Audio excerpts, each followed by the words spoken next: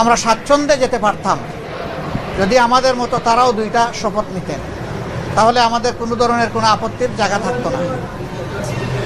আজকে আমরা যারা শপথ নিয়েছি, আমরা নির্বাচনী প্রক্রিয়ার সময় জামাতে ইসলামীর পক্ষ থেকে বলেছিলাম যে আমাদের কেউ যদি সংসদ সদস্য নির্বাচিত হন অথবা আমরা যদি সরকার গঠন করি কেউ মন্ত্রী হন, তাহলে আমরা সরকারি প্লটের সুবিধা নেব না এবং ট্যাক্সবিহীন গাড়িতে আমরা চড়ব না।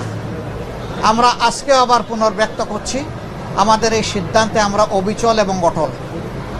আমরা এটা নিব না, এই সুবিধা। এছাড়া বাকি কতটুকু না নিয়ে পারা যায় সেটাও আমরা দেখব। আমরা সরকারি দল হতে পারি না, এই নিয়ে আমাদের কোনো আফসোস নাই। আমাদের আফসোসের জায়গা পরপর 3টা নির্বাচন ধ্বংস হয়ে যাওয়ার পরে জাতি বড় আশা করেছিল, যেভাবে উৎসবমুখর পরিবেশে তারা অনেকে ভোট দিয়েছেন, ঠিক তাদের ভোটের প্রতিফলনটা হবে যখন ফলাফল প্রকাশ হবে। কিন্তু সেখানে অনেক কিছু ঘটেছে, সেটা অন্য এক সময় আমরা বলবো। যার কারণে জাতির এই উৎসব ফল প্রকাশের সাথে সাথে মিলিয়ে গেছে। তারপরেও আমাদের পক্ষ থেকে আমরা বলতে চাই, আমরা দেশকে